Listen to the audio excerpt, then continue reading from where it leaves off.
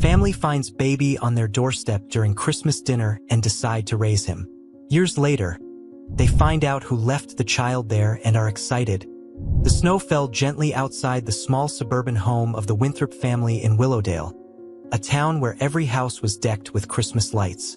Inside, warmth emanated not just from the fireplace but from the laughter and conversation filling the room. It was Christmas Eve, and aunts, uncles, cousins, and neighbors had gathered for the annual dinner. The aroma of roasted turkey, baked ham, and sweet cinnamon pies wafted through the house. Ellie Winthrop, the matriarch, stood at the head of the table, holding a glass of sparkling cider. To family, she toasted, her eyes glistening with tears of gratitude. The group echoed her sentiment, raising their glasses and taking in the moment. Ellie sat down, ready to slice the turkey when the doorbell rang, a sharp chime that seemed out of place amidst the cozy atmosphere. "Expecting someone?" Paul, her husband, asked, adjusting his glasses. Ellie shook her head. "Not at all." Curious murmurs filled the room as Ellie stood, her daughter Lily following close behind. The two women made their way to the front door. Ellie opened it cautiously, the icy wind rushing in. There, on the porch, was a basket wrapped in a red blanket. Ellie gasped. Inside lay a baby, perhaps no more than a few weeks old. The child's chubby cheeks were pink from the cold, but he was otherwise serene, his tiny fingers clutching at the blanket. "Oh my goodness!" Ellie exclaimed, her hands trembling as she reached for the baby. Lily, wide-eyed, bent down to read the note tucked into the blanket. The handwriting was shaky, written on a piece of lined paper. "Please take care of him. His name is Ethan." The next few minutes were a blur of confusion, questions, and emotions. Ellie, cradling the baby, brought him inside. "We have to call the authorities," she said, though her voice cracked. "But it's Christmas Eve," Paul said gently, looking at the baby now nestled against his wife's shoulder. "Let's make sure he's warm and safe for now." Lily took charge, calling the non-emergency line to report the situation. Meanwhile, the guests gathered around Ethan, their initial shock melting into tenderness as the baby cooed and stretched his tiny hands. Ellie couldn't take her eyes off him. She knew they would need answers. Who was his mother? Why was he left here? But for now, her instincts screamed to protect him. By the time the authorities arrived, Ethan had won the hearts of everyone in the room. The officer, a kind-faced woman named Sergeant Haley, asked questions and promised to follow up.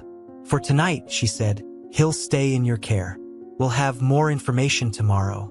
That night, Ellie and Paul found themselves unable to sleep, sitting by the bassinet hastily borrowed from a neighbor. Ethan slept peacefully, his presence oddly soothing. Paul broke the silence. "Do you think this was random? Or did someone know we'd take him in?" Ellie thought back to the note and the way Ethan had been wrapped carefully in the blanket. Whoever left him, they cared. But they were desperate. As dawn broke, so did a realization. Ellie couldn't imagine letting Ethan go, not after holding him, feeding him, and hearing his soft sighs as he slept. "Paul," she said softly, "what if we raised him?" For years, Ethan remained a mystery to the Winthrops. Though the police searched, no family or clues surfaced. Yet Ethan thrived, loved deeply by his adoptive family.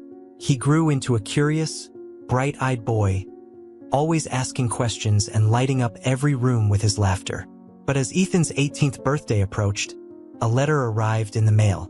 The handwriting on the envelope was eerily familiar. Ellie's hands trembled as she opened it, and her breath caught as she read the first line. "I'm the one who left Ethan on your doorstep." Ellie sat frozen in the kitchen, the letter shaking in her hands. Paul walked in, his cheerful whistling halting as soon as he saw her pale face. "What is it, Ellie?" he asked, his voice low with concern. She handed him the letter without a word. Paul adjusted his reading glasses and began to read aloud. "Dear Winthrop family, you don't know me, but I've thought about you every day since the night I left Ethan on your doorstep. I'll never forget the fear and the heartbreak I felt, knowing I couldn't give him the life he deserved. But I knew somehow that he would be safe with you. I hope he has been happy. I hope he has been loved. Please tell him I am proud of him. If you wish to know more, I will be in Willowdale next week. I've enclosed my contact information. It's your choice whether or not to reach out. Sincerely, an old friend. Paul lowered the letter, his eyes searching Ellie's. An old friend, he repeated. Do you recognize the handwriting? Or the tone? Ellie shook her head. No, but they cared enough to check back after all this time. That has to mean something. Paul leaned on the counter, glancing toward the living room where Ethan sat with his sister Lily, animatedly discussing plans for his upcoming college applications. Do we tell him about this now? Paul asked cautiously. Ellie hesitated. If we keep it from him, we're no better than whoever left him in the dark before. He deserves to know. Later that evening, they sat Ethan down. His easygoing demeanor shifted when Ellie pulled out the letter. What's going on? He asked, his brow furrowing. Ellie took his hand. Ethan, we've always been honest with you about how you came into our lives. Someone left you with us and we never knew who or why. Until now. Paul handed Ethan the letter, watching as his son's expression moved from confusion to shock, then curiosity. They want to meet me? Ethan finally asked, his voice thick with emotion. Ellie nodded. Only if you want to. It's entirely your choice. Ethan stared at the paper, his thumb brushing over the words. Do you think they're my real parents? Paul cleared his throat. Whoever it is, they felt strongly enough to reach out now. That must mean something. Lily, who had been silently listening from the doorway, walked over. Ethan, this doesn't change anything. You're still my annoying little brother. Okay? Ethan chuckled through the tension, pulling her into a quick hug. Thanks, Lil. After a long silence, Ethan made his decision. I want to meet them. The days leading up to the meeting passed in a blur. Ellie and Paul helped Ethan craft a cautious message to the contact listed in the letter, arranging a meeting at a local cafe. On the appointed day, Ethan sat nervously at a table by the window, Ellie and Paul watching from a nearby bench. The cafe door jingled, and a woman walked in. She looked to be in her late 40s, her auburn hair streaked with gray. Her eyes scanned the room before landing on Ethan. They widened, filling with tears as she clutched her purse tightly and approached. Ethan, she asked, her voice trembling. He stood, his nerves forgotten as something about her struck a deep chord within him. Yeah, that's me, she smiled, tears spilling down her cheeks. I'm Sarah. They shook hands awkwardly, then sat. For a moment, the noise of the cafe seemed to fade away. Sarah began, her voice breaking. She pulled out a tissue and dabbed at her eyes. I don't know where to start. I've dreamed about this moment for so long. Ethan nodded, his voice soft. Why did you leave me? Sarah's face crumpled, and she took a shaky breath. It's complicated, but you need to know it wasn't because I didn't love you. I loved you more than anything. Ethan leaned in, his heart pounding. Then why? Sarah hesitated, her fingers twisting the tissue. I was young. I made mistakes, but I'll tell you everything. If you're ready to hear it. The cafe seemed to shrink around Ethan and Sarah as the weight of her words settled between them. Sarah glanced at her hands, fidgeting with the tissue, before finally lifting her gaze to meet Ethan's. Her eyes were soft yet brimming with unspoken emotions. It was almost 20 years ago, she began. I was just out of high school, trying to figure out life. Your father, Daniel, and I were... Well, we weren't much older than you are now. We were inseparable, or so I thought. But things got complicated when I found out I was pregnant with you. Ethan's stomach tightened. He leaned forward, hanging on her every word. Daniel wasn't ready for a baby, she continued, her voice cracking. He wanted to leave, and I couldn't convince him otherwise. I was terrified. My family wasn't supportive either. My parents made it clear they wanted nothing to do with me if I kept the baby. I felt completely alone. Ethan's hands balled into fists under the table, but his voice was calm. So, you just left me? Sarah shook her head vehemently. No, Ethan. It wasn't like that. I fought to keep you.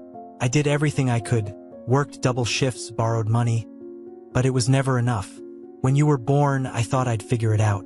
But by the time you were a few months old, I couldn't even afford food for us. She paused, tears sliding down her cheeks.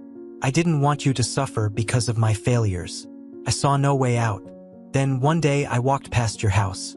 I'd seen you all before, the Winthrops, the way you treated each other, the love in that home. I knew if I left you there, you'd have a chance. Ethan's chest felt heavy. You could have stayed. Asked for help. Sarah let out a bitter laugh. I thought about it every single day. But I was ashamed. I failed you. And when I saw you were happy and safe, I convinced myself staying away was the best thing I could do. Outside the cafe, Ellie and Paul sat on the bench, their breaths visible in the cold winter air.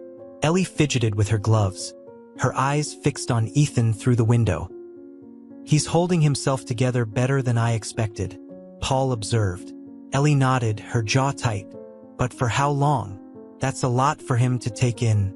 Paul reached for her hand. He's strong. He's always been stronger than we've given him credit for. Ellie glanced at Paul, her heart swelling with both pride and fear. I just hope this doesn't break him. Inside, Ethan took a moment to process Sarah's words. His emotions warred between compassion and resentment, questions swirling in his mind. What about my dad? He finally asked. Daniel, did he ever come back? Sarah looked away, her expression clouded. No, he disappeared completely. I tried looking for him a few times, but it was like he vanished. Do you think he even knows I exist? Sarah hesitated before answering. I told him about you before he left, but I don't know if he understood, or if he cared. Ethan's throat tightened, but he forced himself to stay composed. So why now? After all this time, why reach out? I've been carrying this with me for years. Ethan, Sarah said, her voice breaking. I've always wanted to tell you the truth, to apologize. But I was afraid you'd hate me, or worse, that you'd have forgotten me altogether. Ethan's jaw clenched. You didn't give me the chance to remember you. Her shoulders slumped. You're right. I made the decision for you. But seeing you now, I know it was worth it. You've grown into someone strong and kind. You're everything I hoped you'd become. Ethan looked down, his emotions boiling beneath the surface. I don't know how to feel, he admitted quietly. You left me, but you gave me to the best family I could have asked for. How do I reconcile that? Sarah wiped her eyes, taking a deep breath. You don't have to decide now. Just let me be part of your life again, even if it's just in a small way. When the meeting ended, Ethan returned to the car where Ellie and Paul waited anxiously. He slid into the back seat, staring out the window. Ellie turned to face him. How did it go? Ethan didn't answer immediately. After a moment, he sighed. It's complicated. She had reasons. They don't make it okay. But they're reasons. Ellie reached back, placing a hand on his knee. Whatever you're feeling, it's valid. You don't have to figure it all out today. Ethan nodded, grateful for her steady support. Thanks, Mom. Paul started the car, glancing at Ethan through the rearview mirror. What's next? Ethan exhaled. I think I need to know more. The next few days were a whirlwind of introspection for Ethan. He couldn't shake the image of Sarah's tearful face, nor the weight of her story. Her confession had left him with more questions than answers, and one in particular gnawed at him relentlessly. What happened to his father? Sitting at the dining table one evening, he finally broke the silence. Ellie, Paul, and Lily were there, the air heavy with unspoken tension. I want to find him, Ethan said. Paul frowned. Your father? Ethan nodded, his gaze unwavering. Sarah doesn't know what happened to him, but I need to. Even if he doesn't want to see me, I have to know who he is and why he left. Ellie reached for his hand. Ethan, are you sure? It might not give you the closure you're hoping for. I'm not looking for closure, Ethan replied, his voice firm. I just need the truth. The following morning, Ethan called Sarah and asked to meet again. She agreed eagerly, suggesting they walk through Willowdale Park. The snow-covered trees created a serene backdrop, but Ethan's mind was far from calm as they strolled along the icy path. Do you know where he might have gone? Ethan asked, skipping pleasantries. Sarah pulled her coat tighter against the cold. Not exactly, but I remember he used to talk about moving to Portland. He had some distant relatives there.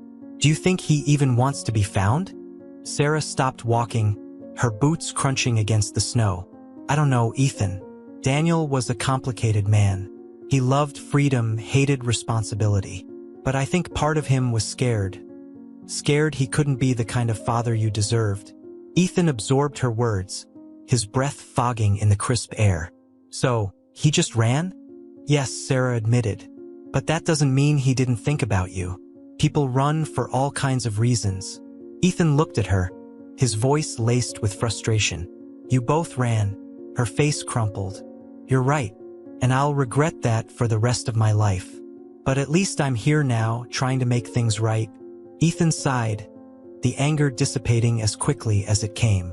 If you have anything that could help me find him, a name, an old address, anything, please let me know. Sarah nodded. I'll look through what I have. If there's anything that might help, I'll give it to you. 2 days later, Sarah handed Ethan a battered shoebox filled with old photographs and letters. He sat on his bed late that night, sorting through the fragments of a life he'd never known.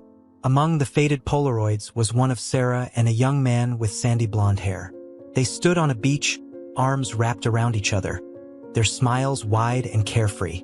On the back of the photo, in looping handwriting, was written, Sarah and Daniel, Cannon Beach, 2005.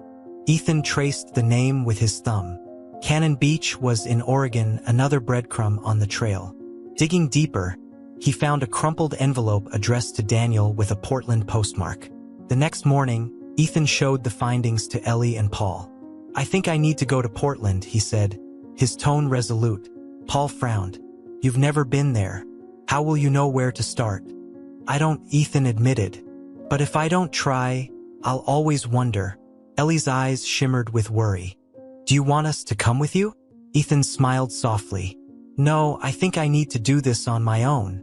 By the end of the week, Ethan was on a train bound for Portland, a mix of excitement and apprehension bubbling in his chest.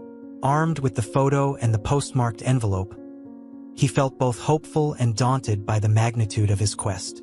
Arriving in Portland, Ethan rented a small room in a hostel and spent his days scouring public records, visiting libraries, and asking questions at community centers. The process was grueling, the leads often cold, but he refused to give up. One afternoon, while poring over old city directories in the Portland Public Library, he found it. Daniel Porter, Cedar Lane Apartments, 2006. It was old information, but it was more than he'd had before. The next morning, Ethan stood outside the worn brick complex on Cedar Lane. His breath caught as he knocked on the door of the apartment listed in the directory. An older man opened the door, his sandy blonde hair streaked with gray. His tired blue eyes widened in shock. Ethan? The man whispered, as if saying the name made it real. Ethan's heart raced. Are you Daniel? My father. Daniel leaned against the doorframe, his face pale. I never thought I'd see you. The air between Ethan and Daniel felt impossibly thick, as if the weight of 18 years had settled in the doorway of the modest apartment. Ethan's heart pounded, his palms slick with sweat despite the icy Portland breeze. I didn't know if you were alive, Daniel finally stammered, his voice low and uneven. Ethan swallowed hard. I didn't even know you existed. Daniel stepped back, opening the door wider. Come in, please. Ethan hesitated, then stepped inside. The apartment was small and sparsely furnished, its walls lined with bookshelves sagging under the weight of novels and old records. A faint smell of coffee lingered in the air. Daniel gestured to the couch. Sit if you'd like. Ethan perched on the edge of the cushion, his mind racing. Daniel sat across from him, leaning forward, his hands clasped tightly together. I don't know what to say, Daniel began, his eyes scanning Ethan's face as if trying to reconcile the young man in front of him with the infant he had once known. You look just like your mother. Ethan's jaw tightened. She told me about you, how you left. Daniel winced, running a hand through his hair. I deserve that, and worse. Ethan's voice was sharp. Then explain. Why did you leave? Did you even care about me? Daniel looked down, his shoulders slumping under the weight of his son's words. I cared. I cared more than I knew how to handle. But I was a coward. I didn't think I was capable of being a father. Sarah and I were so young. And when she told me she was pregnant, I panicked enough to disappear? Ethan's voice rose, anger flaring. To abandon us? Daniel's eyes filled with regret. You're right. There's no excuse. I thought leaving would make things easier for Sarah, that she wouldn't have to deal with me on top of everything else. But I was wrong. I've regretted it every day since. Ethan's fists clenched, his emotions threatening to overwhelm him. You didn't even check on us? Not once. Daniel shook his head, his voice breaking. I was afraid that if I saw you, I'd realize how much I'd already failed you. So I stayed away. I thought it was better for you. Ethan stood abruptly, pacing the small living room. Better for me? You have no idea what it was like to grow up not knowing who I came from, wondering why I wasn't good enough for you to stay. Daniel rose too, his expression desperate. You were never the problem, Ethan. It was me. I was young and stupid, and I didn't know how to be a man, let alone a father. They stood in silence for a long moment, the words between them raw and heavy. Finally, Ethan spoke, his voice quieter. Sarah gave me up too, but she found me again. She's trying. Why didn't you? Daniel's gaze fell to the floor. I wanted to. I even came close a few times, but I didn't know where to start. And the longer I stayed away, the harder it got to imagine coming back. Ethan's anger began to cool, replaced by a hollow ache. I don't know if I can forgive you, he said honestly. Daniel nodded slowly. I don't expect you to, but if you'll let me, I'd like to try to make it up to you, to get to know you. Ethan hesitated, his emotions warring within him. I need time, he said finally. I need to think about all of this. Daniel's face fell slightly, but he nodded. I understand. If you ever want to talk, I'll be here. I won't disappear again. Ethan walked to the door, pausing with his hand on the knob. I don't know if I believe that yet, he said quietly before stepping out into the cold. That night, back at his hostel, Ethan called Ellie. Her warm voice instantly steadied him. How did it go, sweetheart? She asked gently. Ethan sighed, lying back on the thin mattress. It was intense. He's sorry, but I don't know if it's enough. You don't have to figure it out all at once, Ellie said. Take your time. And remember, no matter what, you've always got us. Tears pricked Ethan's eyes. Thanks, Mom. As he hung up, Ethan stared at the photograph of Sarah and Daniel, now creased from being carried in his pocket. He didn't have all the answers yet, but one thing was clear. His journey wasn't over. Ethan's return to Willowdale brought an odd mixture of comfort and unease. The familiarity of his childhood home, its creaking floorboards, the warm glow of the kitchen, was a stark contrast to the storm of emotions inside him. He hadn't expected to feel this conflicted about Daniel, and the tension lingered as he sat down to dinner with his family. Ellie passed him the bowl of mashed potatoes. How was the trip? It was a lot, Ethan admitted. He glanced at Paul, who was watching him with quiet concern. He said he regrets everything, that he thought leaving was better for me and Sarah. Paul frowned. And what do you think? Ethan hesitated. I think he believes that, but it doesn't change what he did. Lily, who had been unusually quiet, chimed in. Do you want to see him again? Ethan sighed. I don't know. Part of me wants to give him a chance, but the other part, I don't know if I can trust him. Ellie placed a hand on his. Take your time, Ethan. You don't have to figure it all out now. Ethan spent the next few days trying to make sense of his feelings. He replayed Daniel's words in his head, scrutinized his tone, searched for cracks in his sincerity.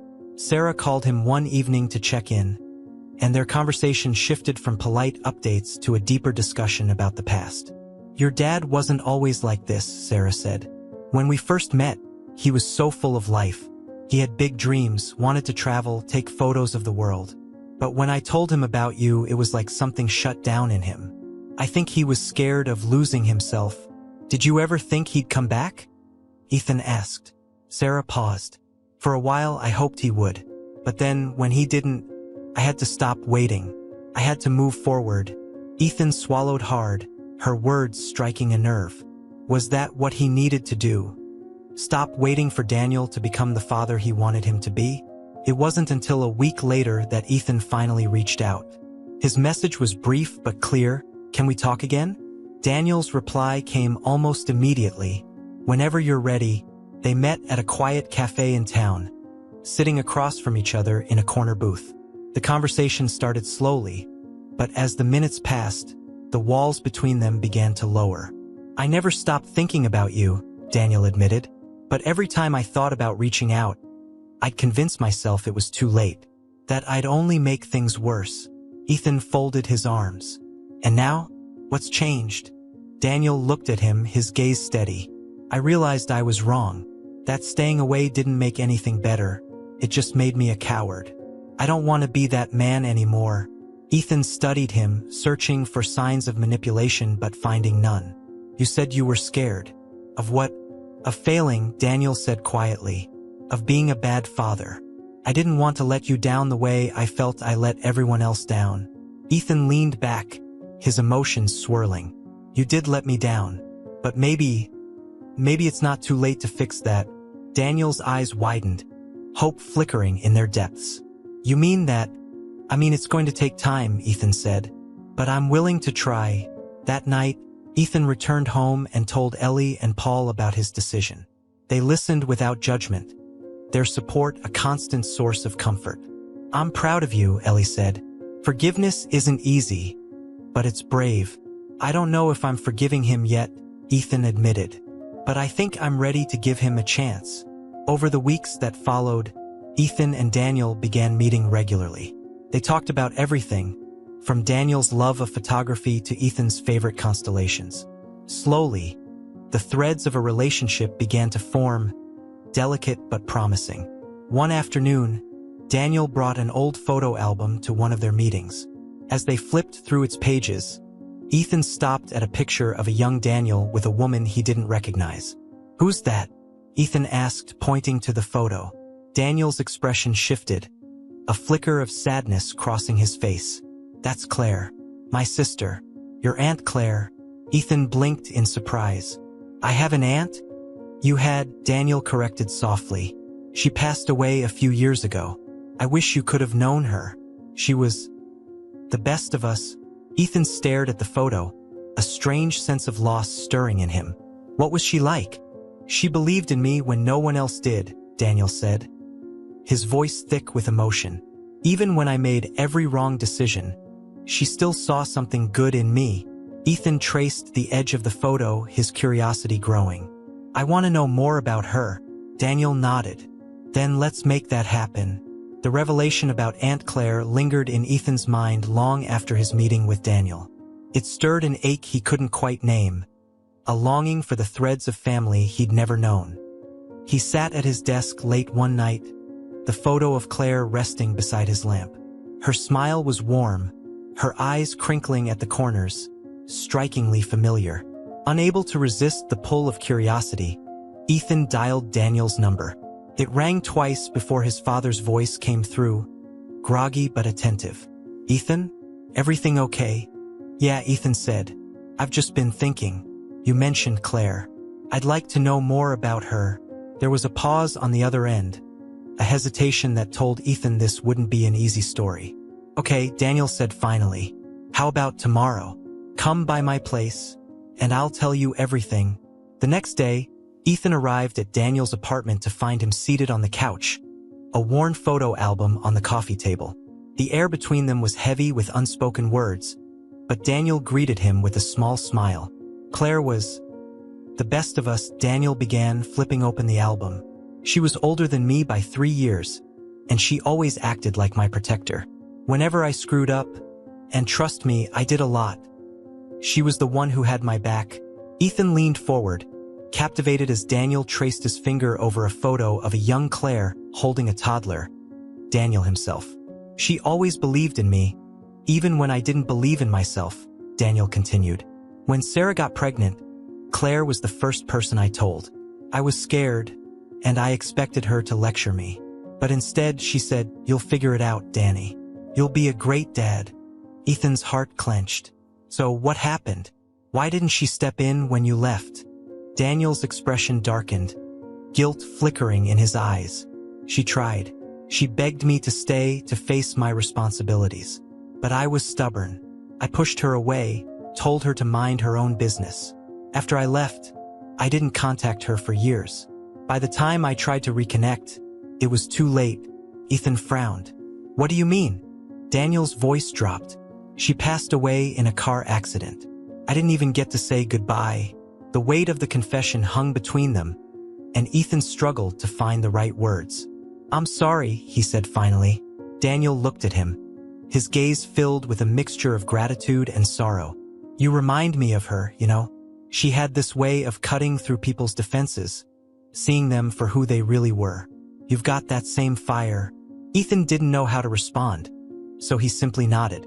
For the first time, he saw Daniel not just as the man who had abandoned him, but as someone who had been deeply flawed, deeply human, and deeply hurt.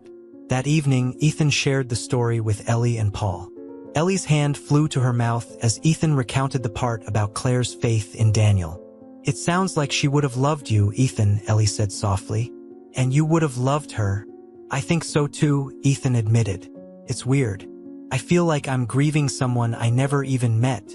Paul nodded knowingly. "That's the power of family, son. Even the ones you don't know leave a mark on you." As Ethan processed those words, his phone buzzed with a text from Sarah. "Hey, I've been thinking about you. How's everything going with Daniel?" He hesitated before replying, "It's complicated, but I'm learning a lot." Over the next few weeks, Ethan and Daniel grew closer. Their conversations grew more open, the initial awkwardness fading into a tentative rhythm. Ethan learned about Daniel's struggles with anxiety, his dreams of becoming a photojournalist, and his regrets about how his choices had hurt Sarah. But the biggest revelation came on a quiet Saturday afternoon. Daniel invited Ethan to his apartment for lunch, and as they ate, he set a small leather-bound book on the table. "This was Claire's journal," Daniel said, sliding it toward Ethan. "I found it after she passed. I thought maybe you'd want to read it." Ethan stared at the journal, his pulse quickening. "Are you sure?" Daniel nodded. "She would have wanted you to have it." That night, Ethan sat cross-legged on his bed, the journal resting in his lap. He flipped to the first page, Claire's handwriting neat and deliberate. June 15th, 2005. "Danny's in trouble again. He told me Sarah's pregnant. I'm worried for them, but I believe in him. He's got a good heart. He just needs to find it." Ethan read for hours, piecing together a portrait of a woman who was fiercely loyal, brutally honest, and endlessly compassionate. But one entry near the end stopped him cold. October 3rd, 2006. "I keep dreaming about the baby. Ethan, I know Danny's scared, but I feel like I need to find a way to keep him connected to his son. It's not too late for him to turn things around." The journal closed with no resolution, Claire's final thoughts frozen in time. Ethan clutched it to his chest, tears slipping down his cheeks. Somehow, even after all this time, Claire's love had reached him. Ethan stood in his room, staring at the photo of Aunt Claire. Something about her smile, the warmth, the kindness, felt familiar, almost like a missing piece he hadn't realized was absent. He decided he needed to know more. The next day, Daniel arrived with a small leather-bound journal. "This was Claire's," he said, handing it to Ethan with reverence. "I found it after she passed. She wrote about a lot of things, including you." Ethan's hands trembled slightly as he accepted the journal. "She wrote about me?" "She did," Daniel said. "Even though she never met you, she believed in you. I think she always hoped we'd find a way back to each other." Ethan spent the evening poring over Claire's words. The entries painted a vivid picture of a woman full of life and fierce loyalty. But one passage stood out. "Ethan's out there somewhere, and I know he's going to grow into someone extraordinary. I just hope Danny can see that someday." Ethan closed the journal, his chest tight. Somehow, Claire had seen the potential for this moment long before it happened. The next morning, he called Sarah. "I think I want to visit her grave," he said. Sarah didn't hesitate. I'll go with you. The cemetery was quiet, the air crisp with the scent of pine. Ethan stood before Claire's headstone, Sarah at his side. "Thank you," he murmured, his voice barely audible, "for believing in me when you didn't even know me." A sense of peace washed over him. For the first time, he felt truly connected to his roots. Not just through the family he'd grown up with, but through the ones he was just beginning to know. Ethan's visit to Claire's grave lingered in his mind, her presence now a silent thread woven into the tapestry of his identity. It was a quiet evening at the Winthrop house when Ethan shared the experience with Ellie, Paul, and Lily. "She wrote about me in her journal," Ethan said, his voice soft but steady. "She believed in me even though she never met me. It's strange, but comforting." Ellie reached across the table, squeezing his hand. "She sounds like someone who would have been proud of the man you've become." Paul nodded. "And it sounds like she saw something in Daniel, too. Maybe she's part of the reason he's trying so hard now." Ethan considered his father's recent efforts, how he'd opened up about his fears and regrets, how he'd stayed consistent in showing up.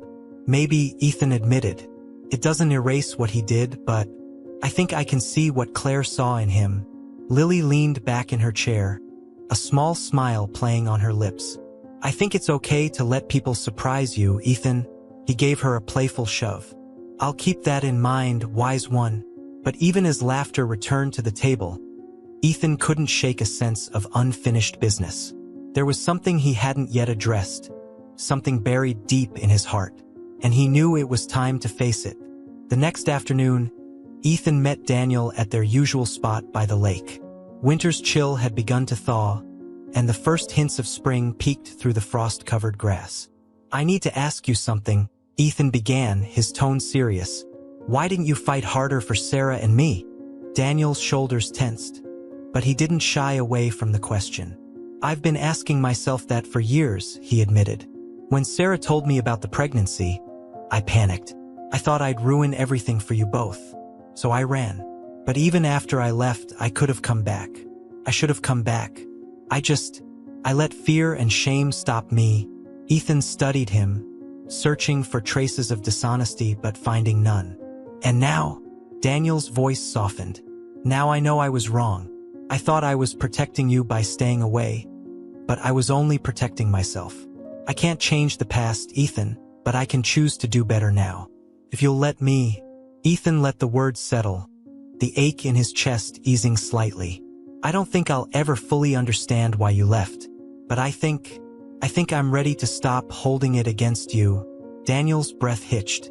"Does that mean?" "It means we start fresh," Ethan said. "But it's going to take work. From both of us." Daniel nodded, his eyes glistening. "I'll do whatever it takes." As weeks turned into months, Ethan and Daniel worked on rebuilding their relationship. They bonded over photography, stargazing, and shared memories of Clare. Sarah became a steady presence in their lives, her own connection with Daniel cautiously mending. One evening, as they all sat around the Winthrops' dinner table, Daniel included, Ethan felt something he hadn't expected: wholeness. The fractures of his past had begun to heal, not perfectly, but enough to give him hope. After dinner, as the family lingered over coffee and dessert, Ellie raised a glass. "To new beginnings," she said, her voice warm. "To family," Ethan added, meeting Daniel's eyes. For the first time, he felt the word family extend beyond the walls of his childhood home. But just as life seemed to settle into a new normal, a letter arrived in the mail, postmarked from Portland. Inside was a single piece of paper, and as Ethan read the words, his heart raced. "Dear Ethan, if you're reading this, it means I've been thinking about you. I'd like to meet Daniel's mother." The letter from Daniel's mother, addressed to Ethan, was like a spark to a fire he thought had settled. He sat in the kitchen, the paper trembling in his hands, the words looping in his mind. His grandmother, someone he hadn't even known existed, wanted to meet him. Ellie and Paul sat across from him, their faces a mixture of surprise and concern. "Are you sure this is real?" Ellie asked, her voice gentle. Ethan nodded. "The handwriting matches some old notes in Claire's journal. It's her. And she signed it Margaret Porter." Paul leaned back in his chair, crossing his arms.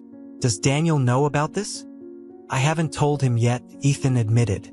I wanted to process it first. Ellie reached for his hand. How do you feel about meeting her? Ethan exhaled slowly. I don't know. Part of me wants to, but it's overwhelming. I've only just started to figure things out with Daniel. What if this opens up more questions? Paul's voice was steady. It might, but it could also give you answers about where you come from. Ethan stared at the letter again, the address in Portland bold against the crisp white paper. I think I have to do this. That weekend, Ethan called Daniel and shared the news. There was a long pause on the other end of the line before Daniel spoke. My mother, he said, his voice thick with disbelief. She reached out to you? She did, Ethan confirmed. Did you know she was looking for me? Daniel sighed. No, we haven't been close for years. After Claire died, things between us became strained. I think she blamed me for a lot of what went wrong. Do you think I should go? Ethan asked, his voice laced with uncertainty. Daniel hesitated, then said, if you want to, I think you should. She's tough, but she's got a good heart. And she always loved Claire. And you? Ethan arrived at Margaret Porter's home on a cloudy Saturday morning. The modest bungalow sat nestled in a quiet neighborhood, its front garden neatly kept with rows of blooming daisies. He stood on the porch, nerves twisting in his stomach, before finally knocking. The door opened to reveal a woman in her 70s with sharp blue eyes and silver-streaked hair pulled into a bun. She studied him for a moment, her gaze softening as she smiled. You must be Ethan, she said, her voice warm but firm. I'd know those eyes anywhere. Ethan nodded, his throat tight. I guess I got them from Daniel. Margaret stepped aside, motioning for him to enter. Come in. I've been waiting a long time for this. The living room was cozy, filled with photographs and mementos. Ethan's eyes were drawn to a framed picture on the mantel, a younger Margaret with Daniel and Claire as children. I see you found my favorite photo, Margaret said, noticing his gaze. That was taken on a camping trip. Claire insisted we all wear matching flannel shirts. Daniel hated it. Ethan chuckled, the tension easing slightly. Sounds about right. They sat on the couch, the weight of unspoken words hanging between them. Margaret broke the silence. I've wanted to meet you for so long, Ethan. After Daniel left, I thought I'd never get the chance. But then I found Claire's journal and, well, here you are. Ethan tilted his head.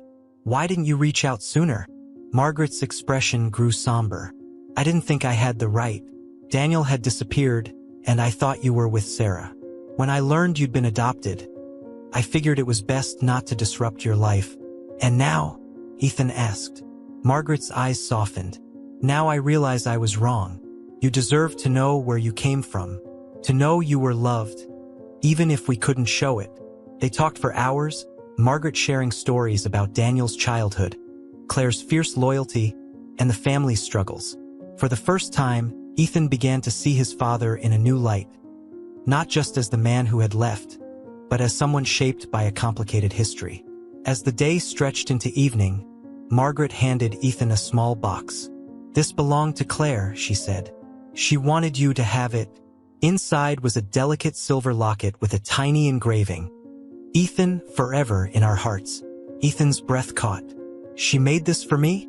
Margaret nodded, her voice thick with emotion. She had it made before she passed. She always believed you'd come back to us one day. Ethan slipped the locket around his neck, the weight of it grounding him. Thank you, he said softly. Margaret placed a hand on his cheek, her eyes glistening. No, Ethan. Thank you for giving us a second chance. Back in Willowdale, Ethan returned to the Winthrop home, where Ellie, Paul, and Lily waited anxiously. He shared every detail of his meeting with Margaret, showing them the locket and recounting the stories. I feel like I found another piece of myself, Ethan said, his voice steady. But it's made me realize something. Ellie leaned forward. What's that? That family isn't just who you're born to, Ethan said. It's who shows up for you. And you've always shown up for me. Ellie's eyes filled with tears as she pulled him into a hug. You'll always be our son, Ethan. No matter what, as the family embraced, Ethan felt a profound sense of peace. His journey had been long and winding, but it had brought him home, to a place where love in all its forms would always be enough. The end. A nurse receives an anonymous baby left at the hospital's emergency room. When she discovers who left it and why, she decides to immediately call 911. It was just past midnight when Sarah Matthews stepped out of the brightly lit corridor and into the muted hush of the Boston Memorial Emergency Department. She'd been working the night shift for years, long enough that this twilight world felt more familiar than sunlight and morning coffee.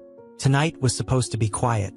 Christmas was only a few days away, and the usual flux of patients had thinned. Fewer accidents, fewer bar fights, fewer desperate calls in the frozen air. It granted a strange calm, as if the city itself paused in reflection. Sarah brushed a strand of auburn hair away from her face and moved toward the admitting desk. She took silent stock of the scene. A low hum of fluorescent lights, the distant beep of monitors, the antiseptic smell lingering in every corner. Her colleague, Jay, nodded at her as he handed over a chart, and Sarah smiled absently.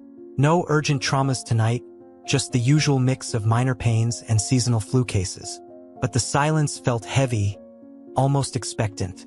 She sensed it, a subtle tension in the air that had settled on her shoulders when she stepped through the hospital's automatic doors.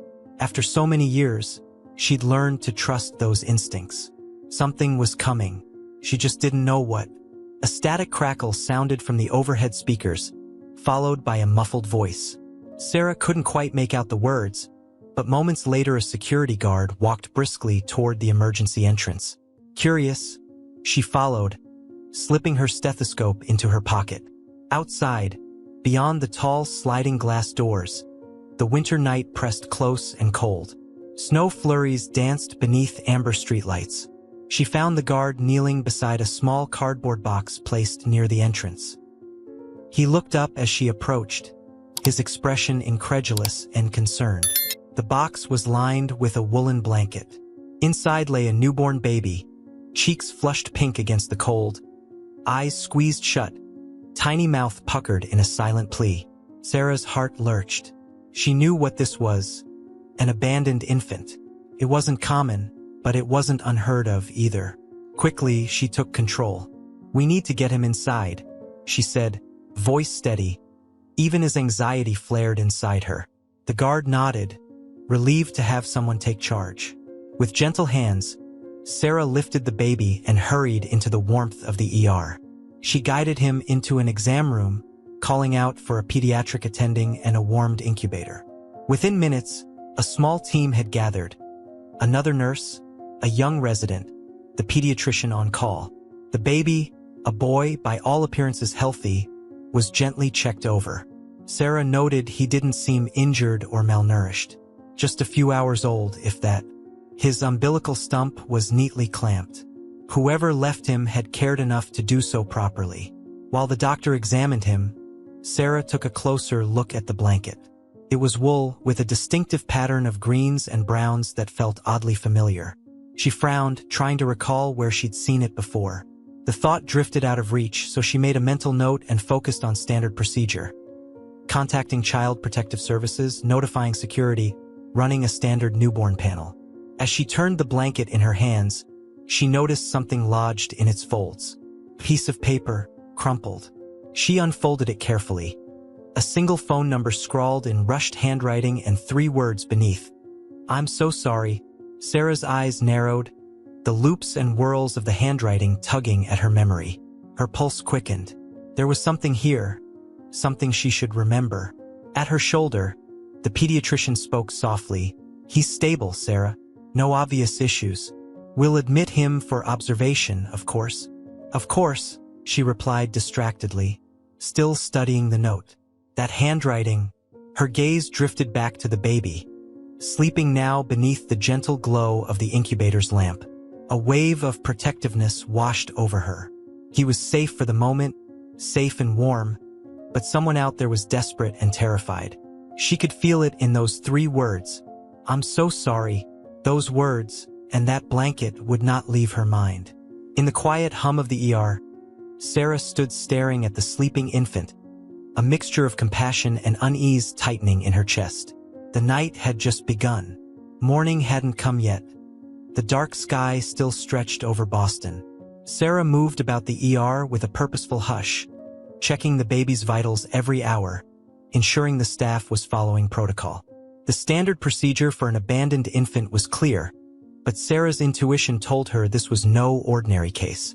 She tried to remember where she'd seen that blanket before. It had a unique pattern, green squares intersecting with diagonal brown lines. It looked handmade, perhaps knitted or woven by someone who cared enough to put time into it. That, in itself, was a clue. You didn't wrap a baby in just any old rag if you intended to leave him on a hospital's doorstep. This was personal. At around 3 in the morning, when the ER had fallen into a lull, Sarah took a quick break at a computer terminal. She sipped lukewarm coffee and thought about the patients who'd come through recently. 2 weeks ago, a teenage girl had arrived complaining of severe abdominal pain and nausea. Emily Carson. Sarah remembered the girl's delicate features, the pale face contorted in discomfort, and the way she'd insisted it was food poisoning. Sarah had doubted that story. She pulled up the records. Emily Carson, 16 years old, daughter of Dr. Richard Carson, a renowned cardiac surgeon at Boston Memorial. The Carsons were hospital royalty in a way. Well-respected, wealthy, their patriarch a figure of local prestige. The day Emily came in, Sarah had tried to probe gently. The girl's pain didn't quite line up with her claims, and Sarah had suspected the possibility of pregnancy, something the young patient vehemently denied. But that blanket, 2 weeks ago, Sarah had seen Emily clutching something similar, maybe a sweater or shawl, bearing the same pattern. Could it have been part of a set? The realization sent a prickling up Sarah's spine. If Emily had been pregnant and had recently given birth, this abandoned infant could be hers. She carefully cross-referenced Emily's chart. No official pregnancy test had been done then.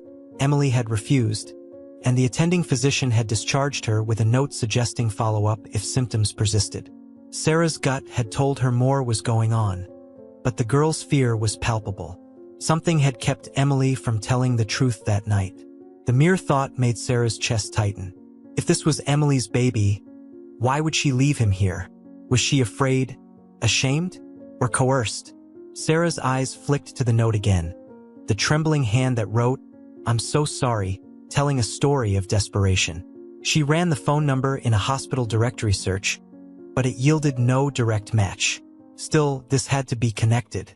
Within the next hour, she discreetly asked a colleague who worked in the pediatrics ward if they recalled seeing Emily Carson recently, or if they knew of any family concerns. Her colleague shrugged, offering only that the Carsons were always in and out for one reason or another: donations, board meetings, and Dr. Carson's constant presence. Satisfied she had a thread to pull, Sarah went back to the infant. Standing over the incubator, she touched the side gently, as if to reassure the boy through the plastic barrier. He stirred slightly, still dreaming. "I'll find out what happened," she whispered softly. "I promise." The more she thought about Emily Carson, the more certain she became. The baby was hours old, and Emily had been in suspicious distress 2 weeks prior. If Emily had given birth without proper medical care, the situation was dangerous. Even more troubling was the question of why the baby was left here. Reputations at stake? Family pressures? This was Boston Memorial, where powerful names carried weight and not all truths were spoken aloud. Sarah felt a familiar ache. She had seen too many quiet tragedies hidden behind polite facades. She couldn't let this one slip away. She had to know. Her shift would end soon, but before it did, she made a decision. She'd confirm Emily's connection. She'd find the truth. By the time Sarah's shift ended, a pale dawn had begun to lighten the sky outside. Instead of going home, she took a detour to the cafeteria, grabbing a fresh coffee and a bagel she barely tasted. The hospital's day shift had started flowing in. Doctors and nurses in crisp uniforms, administrators in suits, and Dr. Richard Carson himself, tall, silver-haired, and impeccably composed, passing through the lobby with a confident stride. He looked every bit the part. Polished, respected, paternal in his demeanor with colleagues. He spoke in low, reassuring tones. The staff admired him. Patients thanked him. The hospital board trusted him. This was the man whose daughter Sarah suspected was tied to the abandoned infant. Sarah watched him from afar, gauging his mannerisms. Nothing seemed out of place. Information came in fragments. Sarah overheard small pieces in conversations at the nurse's station. How the Carson family lived in an upscale neighborhood. How they were always donating to the pediatric wing. How Emily attended a prestigious private school. The Carsons, to all appearances, were perfect. But Sarah knew well that perfection often hid darker truths. She recalled Emily's fearful eyes that night 2 weeks ago. The girl had seemed cornered, desperate to tell something but too frightened to speak. To crack the veneer, Sarah decided a direct approach wouldn't work. Richard Carson was too influential, too careful. She needed to reach Emily directly. Hospital policy discouraged staff from contacting patients outside official channels. But Sarah felt that this was no ordinary situation. Human lives were at stake, and if Emily was indeed the baby's mother, she needed help. Sarah knew enough about teenagers to try a more modern route: social media. She remembered Emily's last name in school from the medical file, and with a few cautious searches, she found Emily's social media profile. One carefully curated, but with recent silence. No posts, no updates. Sarah hesitated. This was a violation of normal boundaries, but how else could she reach Emily privately? She typed a short, gentle message. Emily, I'm the nurse from Boston Memorial. I need to make sure you're safe. Please respond if you can. She hit send, her heart pounding. She returned to the ER, checked on the baby, named John Doe for now, and waited. Hours trickled by. During a lull, she checked her phone. A new message. Who are you? Just 2 words, but they were from Emily's account. Sarah's pulse quickened. My name is Sarah. I was working the night you came in a few weeks ago. I think I know what happened last night. She paused, considering how to phrase it. The baby is safe. Several minutes passed before Emily replied. Safe? Another pause. Then, I'm sorry. I can't talk here. The abruptness of the message told Sarah Emily was not alone. Fear dripped off the pixelated words. The girl was in trouble. Sarah felt a chill run through her. Emily was in hiding, figuratively or literally, and terrified. The Carson facade might have been perfect, but cracks were appearing. Sarah needed more information and decided to confide in a colleague who'd worked in social services before. In the staff lounge, she found Paula, a social worker now doing a rotation in the ER. Quietly, Sarah explained her suspicions. Paula sighed. The Carsons, she began, then lowered her voice. Look, everyone knows Dr. Carson is controlling. He demands perfection. There have been rumors, just rumors, of how strict he is at home, but no one wants to cross him. He's too valuable to this hospital's reputation. Sarah's stomach turned. If Emily had been forced to abandon her own baby to protect the family image, what else had been forced upon her? By the end of the day, Sarah had learned everything she needed to know. The Carsons were indeed the perfect family, at least on the surface. Beneath, there lurked something else. Something that made Emily too frightened to speak and left a newborn baby in a box outside the ER. Sarah would have to dig deeper, but for now she had reached Emily, and it was a start. As the sun set again and she prepared for another night shift, Sarah closed her eyes and steadied herself. She had a promise to keep, to a baby who could not yet speak and a girl who could not yet scream for help. Midway through Sarah's next shift, she received another message from Emily. I can't talk long. He watches me. It was the confession she'd feared. Sarah typed a careful reply. Who watches you? Your father? Are you safe? No, came the answer. Then, in a sudden torrent of messages, he found out. About the baby. Made me leave him there. Said he'd fix everything. He threatened me and my mom. He's been hurting us for a long time. Sarah's throat tightened. She closed her eyes, picturing Emily, a 16-year-old girl trapped in her own home, forced to abandon her child by a father who wielded power like a scalpel. The baby wasn't just abandoned.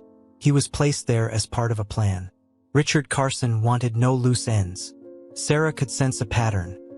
Abuse hidden behind prestige, silence enforced by threats. She knew what she had to do. She was a mandated reporter, obligated by law to report child abuse. But this was no simple call to 911. Richard Carson's influence ran deep. A single call could be buried, twisted, or worse, leave Emily even more vulnerable. Sarah had seen powerful individuals crush inquiries under the weight of their connections. She needed a strategy, allies, evidence. Her hands trembled slightly as she typed, "I believe you, Emily. I will do everything I can to help. But I need something more. Proof. Can you tell me anything I can use to protect you?" There was a long silence. Sarah stared at the screen, heart pounding. Finally, Emily replied, "Hospital records. 2 weeks ago. He told them I had food poisoning. I was pregnant. He knew. He made me lie." Sarah inhaled sharply, remembering that night all too well. Emily's medical record would show her symptoms. If Sarah could link the baby's DNA to Emily, that would be undeniable proof. But paternity tests took time. Meanwhile, Emily was in danger now. During a quiet moment in the ER, Sarah stepped outside to the ambulance bay and called Detective Lisa Martinez, a contact in the Special Victims Unit she'd met years ago. Lisa was a no-nonsense investigator, known for taking on challenging cases. "Lisa," Sarah said into the phone, her breath forming white puffs in the cold air. "I have a situation involving a powerful family, abuse, and an abandoned baby." Lisa's voice on the other end was cautious, but intrigued. "Tell me everything," she said. Sarah did, omitting the details that could incriminate her for reaching out too soon. Lisa didn't promise miracles, but she listened carefully. They agreed to keep the line of communication open. Inside, Sarah noticed subtle changes. A hospital administrator hovered near the nurse's station more often than usual. A few doctors avoided eye contact with her. Had Richard Carson already gotten wind of her involvement? He was a man who valued control, and if he suspected Sarah of meddling, he would not stand idly by. Later that night, Sarah checked her phone. Another message from Emily. "He knows someone contacted me. He's angry. I'm scared." Sarah gripped her phone tightly. She was too far into this to turn back. Emily needed help now. She steeled herself, knowing that the coming confrontation would be ugly. But if she didn't act, who would? As the ward settled into the hush of early morning, Sarah resolved to find tangible evidence. She would access old hospital records, document every threat, every suspicious detail. She would speak to colleagues quietly, gather their observations. If Emily's story was true, and Sarah had no doubt it was, then Richard Carson had orchestrated a cover-up of monumental cruelty. Before her shift ended, Sarah stood once more beside the baby's incubator. She gently touched the plexiglass, looking at his tiny face. In a way, he was the key. He represented truth, a silent witness to all that had happened. "I won't let you down," she whispered, her voice steady in the stillness of the ER. In the days that followed, tension coiled through the hospital corridors like a living thing. Sarah felt it in every polite smile that didn't quite reach the eyes of her superiors, in every question asked a bit too casually by administrators who once paid her no mind. She knew Richard Carson was exerting pressure behind the scenes, testing the boundaries of what he could get away with. The man was not just a surgeon, he was a figure of influence on boards, committees, philanthropic circles. He had the means to make her life very difficult if he chose. Sarah responded by working quietly and deliberately. She gathered copies of Emily's medical records, highlighting the inconsistencies between her reported symptoms and the hospital's failure to confirm pregnancy. She recorded the exact time and place the baby was found, cross-referenced it with the hospital's security footage, though that footage mysteriously showed only a shadowed figure placing the box at the entrance. No clear face, but the action was caught on tape. A break came when Catherine Carson, Emily's mother, made a quiet appearance in the ER. She claimed to be there to visit a friend's child, but Sarah recognized the tightness around the woman's eyes, the way her hands shook slightly as she asked a nurse for directions. Sarah followed her to a quiet corner and gently introduced herself. Catherine looked startled, afraid. "Mrs. Carson," Sarah began softly, I'm the nurse who found the baby." She let the words hang in the air, and Catherine's face went pale, lips pressed tight. Her eyes darted down the corridor, ensuring they were alone. "I just want to make sure that Emily is safe." Catherine's eyes filled with tears she dared not shed. I don't know what you mean," she whispered, but her quavering voice betrayed her fear. Sarah recognized the pattern. A woman living under an oppressive shadow, terrified to speak the truth. She pressed gently, "Your daughter needs help." She reached out to me. "Please." For a moment, Catherine's mask slipped. She cast a desperate look at Sarah, pain etched into every line of her face. "Be careful," she said, voice barely audible. "He knows people. He can ruin careers. He can." She trailed off, panic flaring as footsteps sounded nearby. Without another word, she turned and hurried away, leaving Sarah with a hollow feeling in her chest. That brief encounter told Sarah everything she needed to know. Catherine Carson was trapped, too. Trapped in the same cycle of abuse and control that ensnared Emily. It emboldened Sarah. She had to protect them both and the baby from this man. Soon after, Richard Carson confronted her. It happened late in the evening, when the ER quieted for a moment. He approached Sarah as she scanned a patient's bracelet at the nurse's station. The way he said her name was smooth, polished. "Nurse Matthews, I understand you've taken a particular interest in a foundling case from a few nights ago?" Sarah turned to face him, meeting his gaze.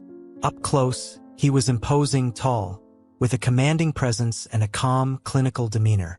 "As a nurse, I'm interested in all my patients' well-being," she replied evenly. His smile didn't reach his eyes, of course, but some cases are sensitive.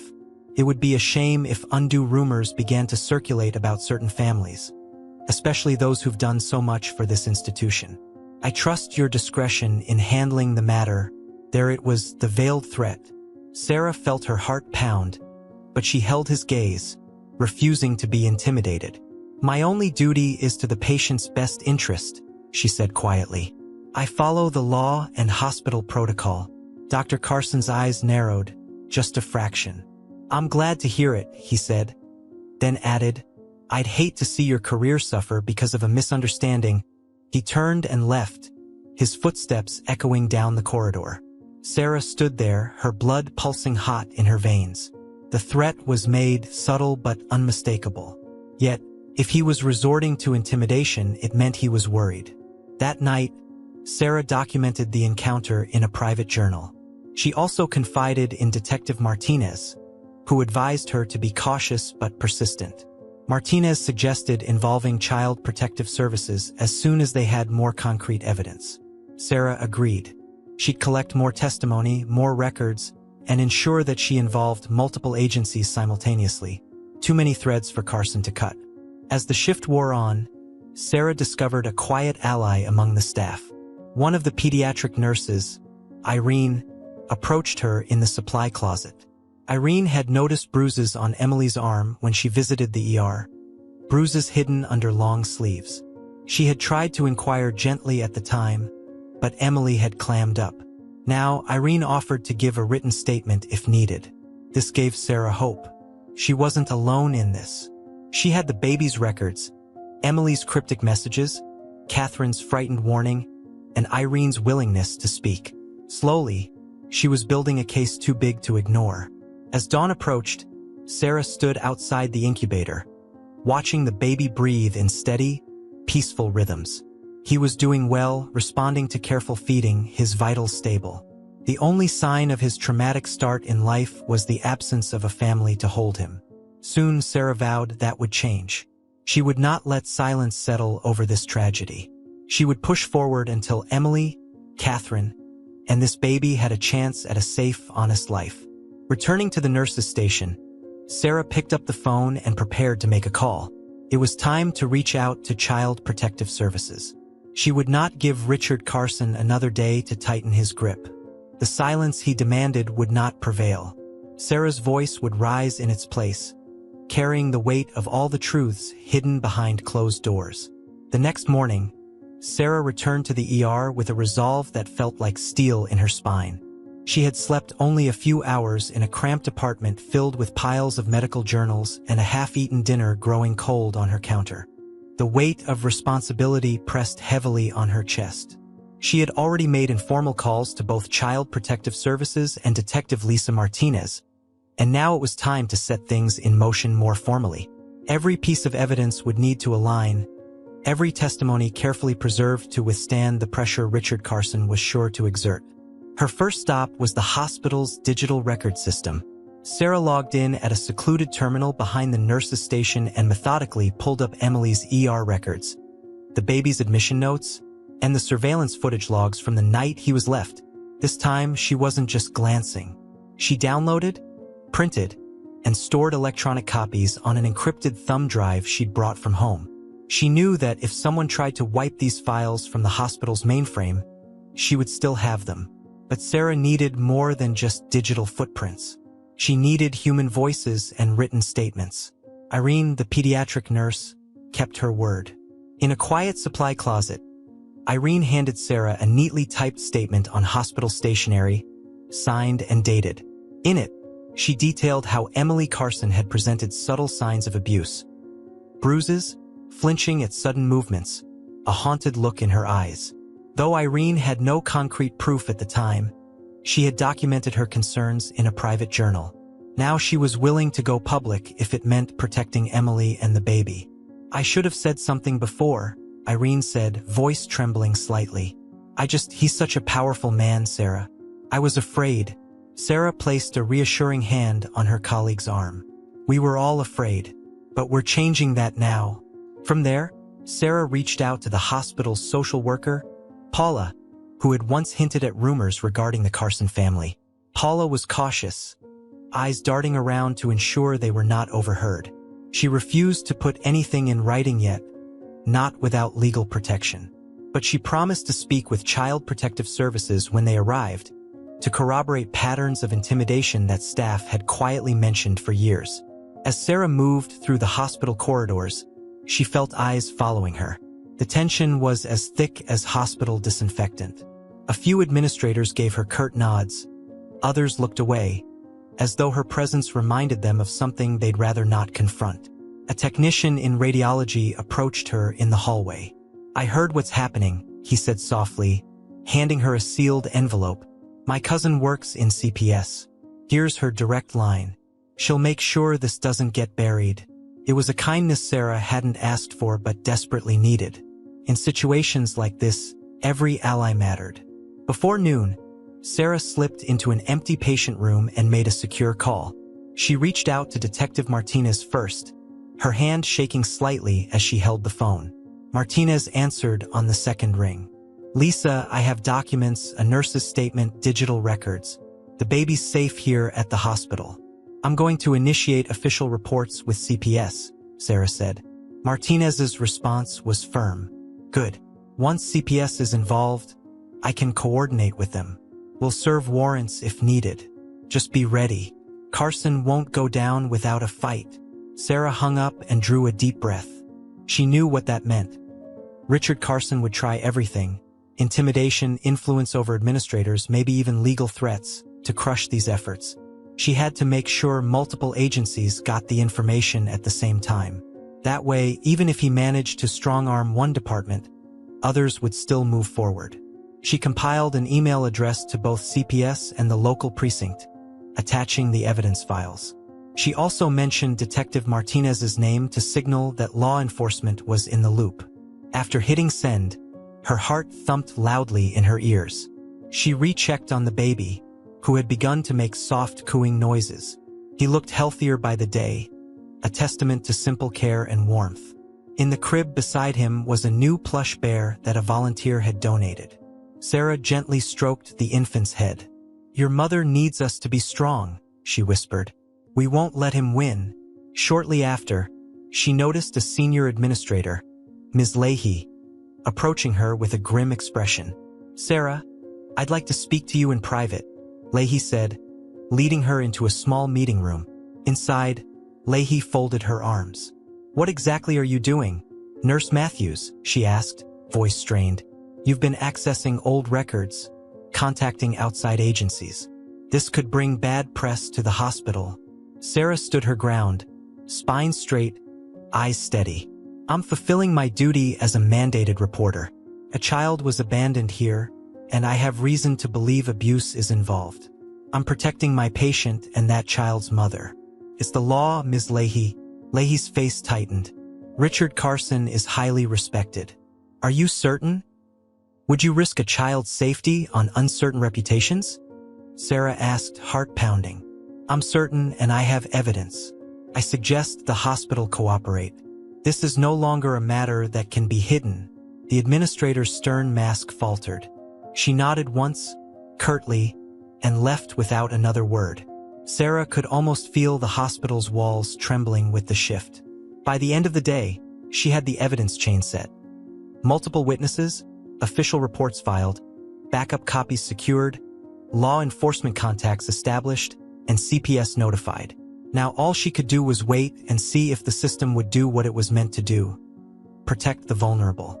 As the gray afternoon light dimmed through the hospital windows, Sarah pressed a hand to her heart, feeling it beat in steady determination. For Emily, for the baby, and for Catherine, she had to believe justice would prevail. The call from Child Protective Services came early the next morning, even before Sarah clocked in. They confirmed receipt of her report and arranged to send an investigator, Ms. Karen Oliva, to interview staff and examine the records that very day. The speed of the response surprised Sarah, but she suspected Detective Martinez and the direct line offered by the radiology technician's cousin had helped. The system, it seemed, could still be nudged into action if properly pressured. When Sarah arrived at the ER, she found Ms. Oliva already waiting in a private meeting room, clipboard in hand. She was a woman in her 40s, with kind brown eyes and a calm, measured demeanor. She asked Sarah to recount everything: the baby's discovery, the suspicious note, the connection to Emily Carson, the conversation with Catherine, and the threats from Richard Carson. Sarah laid it out carefully, supplying her printed documents and the nurse's statement from Irene. Ms. Oliva listened intently, her pen scratching notes. "You've done a lot of homework here, Ms. Matthews," she said, tapping the papers lightly. "We don't often see such a thorough collection of evidence from a single healthcare provider. Most are too frightened." Sarah felt a lump in her throat. "I couldn't live with myself if I did nothing." The CPS investigator offered a gentle nod. "I understand. We'll interview staff members. Reach out to Emily and Catherine Carson. We may need law enforcement present, given what you've shared. This could get complicated."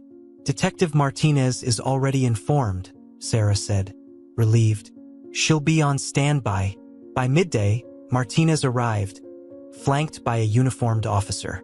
Their presence caused a ripple of nervous energy to spread through the hospital corridors. A few doctors exchanged worried glances. Richard Carson was still performing surgeries upstairs, oblivious, perhaps, to the net tightening around him. Or maybe he knew and simply believed he could stop it. He had always stopped trouble before. Ms. Oliva interviewed Irene, who confirmed her statement. Paula, the social worker, timidly agreed to speak about the rumors and the subtle intimidation tactics that had allowed the Carson secrets to remain hidden. The security footage of the baby's abandonment was reviewed, and while it didn't show a face, the timeline could potentially place certain individuals on site. Background checks were run, and logs were examined to see who had accessed Emily's records over the past months. Sarah stepped outside for a breath of fresh air in the ambulance bay. Snow had begun to fall softly, dusting the pavement and the cars. She wondered if Emily was watching from a window in her family's home, feeling equally trapped behind glass. How would the Carsons react when Child Protective Services and a detective came knocking at their door? A soft ping from her phone. A message from Emily. "Something's happening. Men in uniforms at my house. Mom is crying. He's yelling. What did you do?" Sarah's heart seized. She typed back quickly, "I got you help. Don't be scared. Tell them everything. It's your chance to be safe." Long minutes passed before Emily replied, "He's threatening them. He says he'll have them fired." Mom finally told them everything. Sarah's eyes blurred with tears of relief. Catherine Carson had found her voice. For Emily and the baby, She had broken the silence. That was the first crack in Richard Carson's fortress of reputation. Inside the hospital, Martinez confirmed that Child Protective Services had just served an emergency protection order. Emily was being taken to a safe location, away from her father's reach. Catherine, too, was being separated for her own protection while statements were collected. The baby would remain in hospital custody until a legal guardian could be appointed and paternity confirmed. Things were moving swiftly, almost too swiftly for Sarah to process. The hospital administration, caught between loyalty to Carson and fear of legal repercussions, began to shift its stance. Ms. Leahy approached Sarah again, but this time her tone was deferential. "We're cooperating fully with the authorities, Nurse Matthews," she said. "If there's anything you need." Sarah resisted the urge to smirk bitterly. Now that the system had engaged, people were eager to align themselves on the right side of the law. "Just let the investigators do their jobs," Sarah replied evenly. By the end of the day, Emily and Catherine had given preliminary statements to CPS and Martinez. Emily disclosed the full extent of the abuse, the pregnancy hidden under threats of violence, the forced abandonment of the baby, the years of emotional and physical mistreatment. Catherine corroborated every word, tearfully confessing that Richard had hurt her as well, using his influence to isolate them. When Sarah heard the news, she leaned against a quiet hallway wall, tears rolling silently down her face. They had done it. The system had been forced to acknowledge the truth. There was still a long road ahead. Legal proceedings, custody hearings, but Emily and her baby were no longer voiceless victims. As the snow continued to fall outside, Sarah felt something lighten in her chest. They had broken through the silence. Now it was time for justice to follow. The confrontation at the hospital happened late in the afternoon, when Richard Carson stormed through the corridors, flanked by 2 hospital board members and his attorney. He demanded to see his daughter, to have a word with the staff who dared smear his name. But Emily was gone, whisked away by Child Protective Services. The baby was under guarded observation in the pediatric unit. His wife was speaking with the authorities and refused to meet him. He was alone in a fortress that had turned against him. Sarah watched from a distance, heart pounding. The hallway outside the ER was crowded with anxious staff. Dr. Carson's voice boomed, echoing off the polished floors. "I've given decades to this place," he shouted at Ms. Leahy. "Do you know who you're dealing with? I can bring lawsuits. I can ruin careers." Leahy's face was pale, but she stood firm. "Dr. Carson, there's an active investigation. Please cooperate with the authorities." He spun, eyes blazing, and caught sight of Sarah. Hatred flared in his gaze. He strode toward her, the attorney hot on his heels. "You," he snarled, his voice lower now but no less venomous. "You think you can destroy my family? You have no idea what you've unleashed." Sarah's knees felt weak, but she held her ground. "I didn't destroy anything," she said, voice steady. "I reported a crime. Your daughter and wife are safe now. That's what matters." His attorney reached out, trying to restrain him.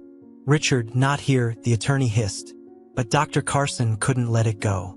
"You're a nobody," he spat. "A night shift nurse. I'll see you fired, blacklisted. You'll never work in this city again." Sarah's jaw tightened. She was scared, no denying that, but fear didn't silence her now. She thought of Emily, forced to abandon her newborn, and found strength. "Try," she said quietly. "We have evidence. We have witnesses. Your threats mean nothing anymore." At that moment, Detective Martinez stepped forward, badge gleaming. "Dr. Carson," she said, voice firm, "we'd like you to come with us. We have questions for you regarding the allegations of abuse and the abandonment of your grandchild." He whirled toward Martinez, stunned that his power didn't cow her. Security guards hovered nearby, ready if he tried to flee or turn violent. With shaky indignation, he sputtered, "I want my lawyer present." "He's right here," Martinez said, gesturing at the sweating attorney. "We're not placing you under arrest yet, but we strongly advise you to answer our questions." A hush fell over the corridor as Richard Carson allowed himself to be escorted away. This man who once commanded respect with a single glance now looked small and desperate, his carefully crafted public persona cracking like old paint. Once he was gone, the staff seemed to exhale collectively. Irene stepped up beside Sarah, giving her hand a reassuring squeeze. "You were amazing," she said. Sarah shook her head. "I just did what anyone should have done," she said softly. Yet she knew that not everyone would have taken this risk. She glanced around at the cluster of nurses, aides, technicians. Some were crying quietly, others looked relieved. A few doctors wore conflicted expressions. It was never easy to see a colleague, especially a revered surgeon, exposed this way.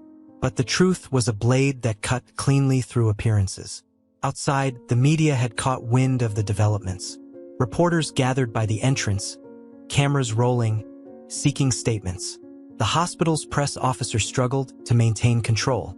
Sarah caught a glimpse of flashing lights, microphones extended like weapons. The public would know soon enough. Abuse, coercion, a prominent surgeon's fall from grace. Emily's story would be told, and the baby's abandonment would not be a forgotten footnote. Sarah withdrew from the crowd, seeking a quiet corner near an empty patient room. Her heart hammered. She closed her eyes and breathed deeply. It was done, the silence broken.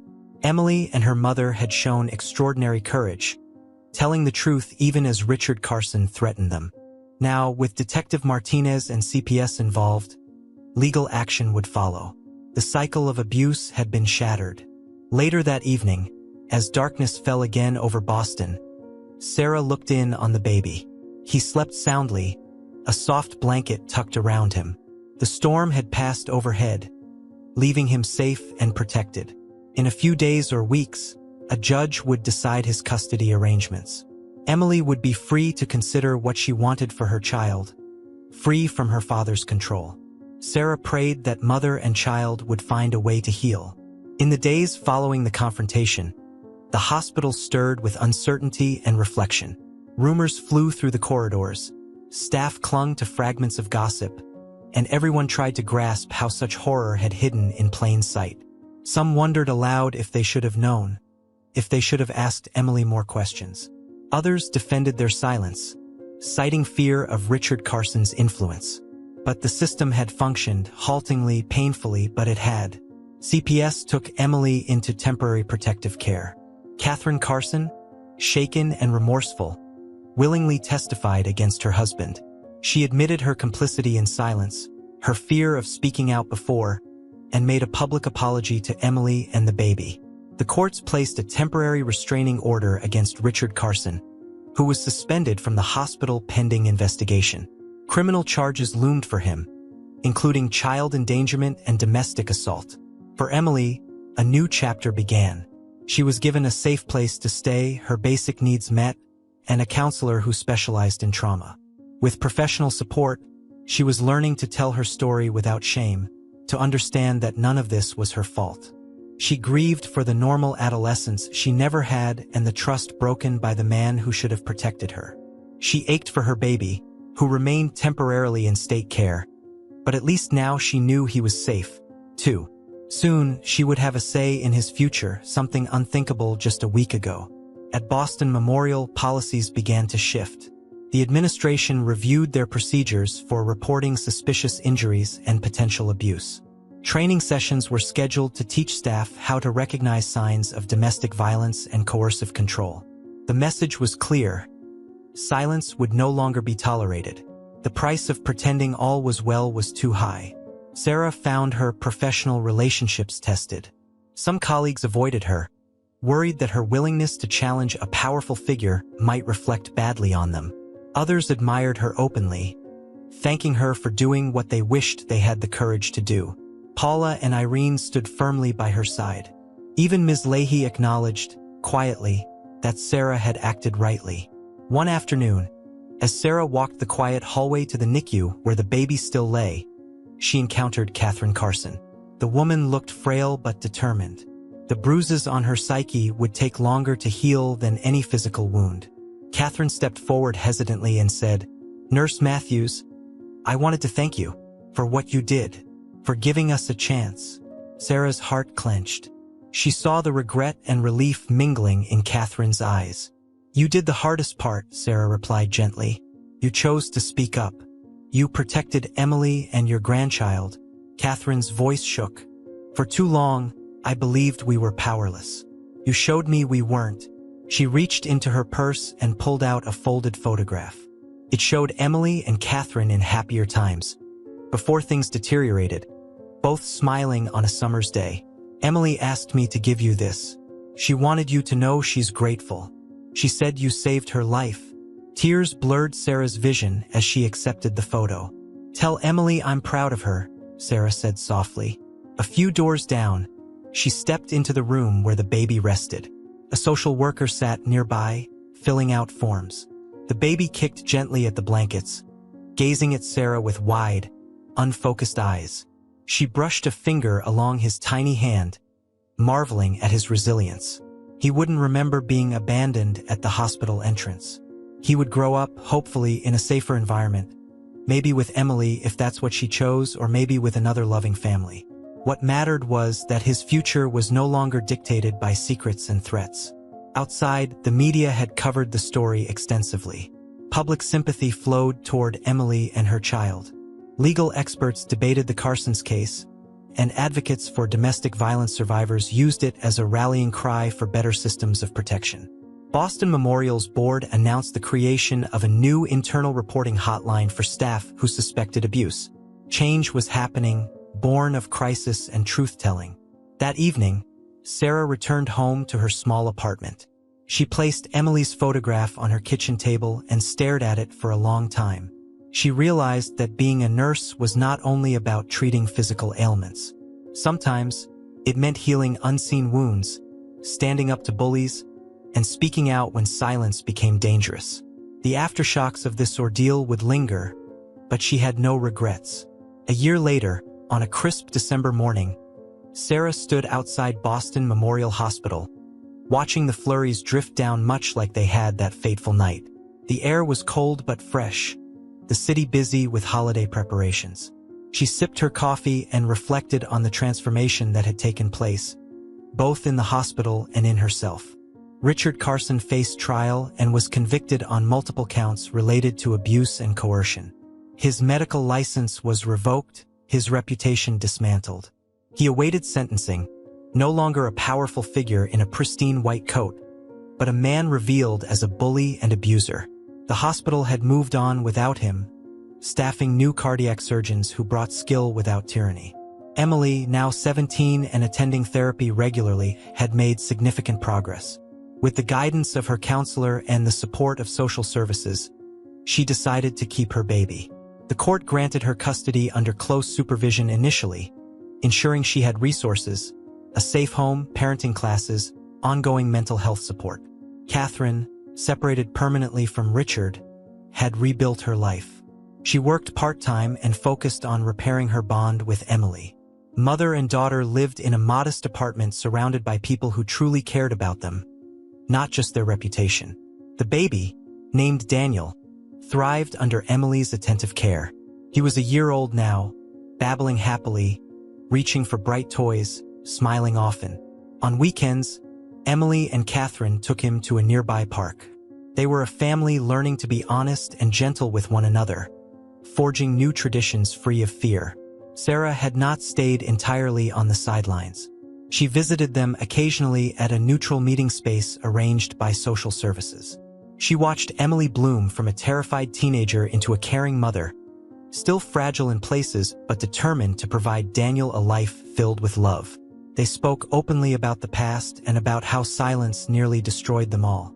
Emily often said that knowing someone believed her made all the difference. At the hospital, a quiet revolution had taken place. Staff were now trained yearly on recognizing and reporting abuse.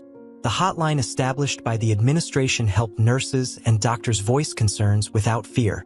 Cases that once would have been buried were now addressed promptly. Sarah could feel the cultural shift in the way her colleagues talked, the way they looked out for one another and their patients. The weight of silence had lifted.